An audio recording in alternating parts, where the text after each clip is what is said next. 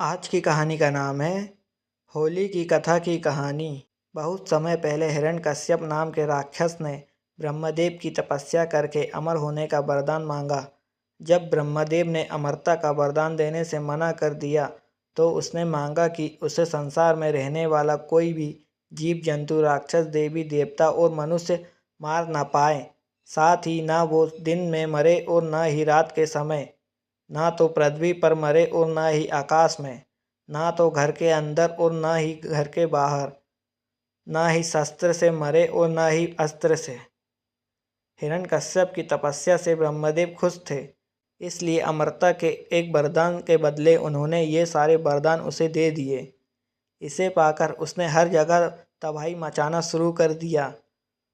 उससे मनुष्य ही नहीं, देवता भी परेशान रहने लगे। वहाँ अपनी शक्ति से दुर्बलों को सताने लगा। हिरण्यकश्यप से बचने के लिए लोगों को हिरण्यकश्यप की पूजा करनी पड़ती थी।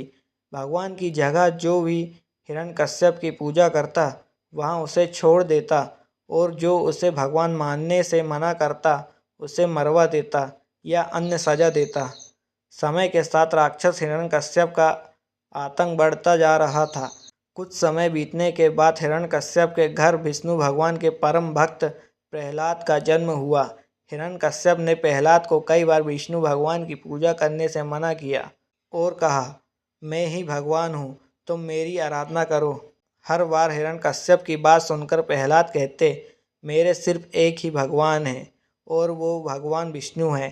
प्रहलाद की बातें सुनकर हिरण्यकश्यप ने उन्हें मारने की कई कोशिश की, लेकिन वहाँ सफल नहीं हो पाया।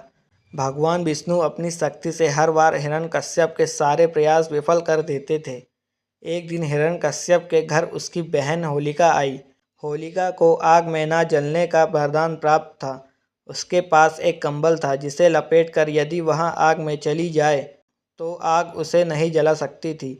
हिरण्यकश्यप को अपने बेटे से परेशान देखकर होलिका ने कहा, भैया, मैं अपनी गोद में प्रहलाद को लेकर आग में बैठ जाऊंगी, जिससे वहाँ जल जाएगा और आपकी परेशानी खत्म हो जाएगी। हिरण्यकश्यप ने इस योजना के लिए हामी भर दी।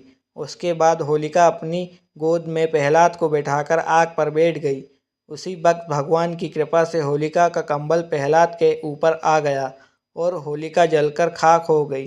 प्रहलाद एक बार फिर प्रभु विष्णु की कृपा से बच गया। आग में जिस दिन होलिका जलकर भस्म हो गई थी, उसी दिन को आज तक लोग होलिका दहन के नाम से जानते हैं। इसे बुराई पर अच्छाई की जीत के रूप में देखते हुए खुशी में होलिका दहन के अगले दिन रंगों से होली खेली जाती है। कहानी से सीख, बुराई कितनी भी ताकतवर हो, एक दिन जीत अच्छाई की ही होती है। इसी वजह से हमेशा बुराई का मार्ग छोड़कर अच्छाई का मार्ग अपनाना चाहिए।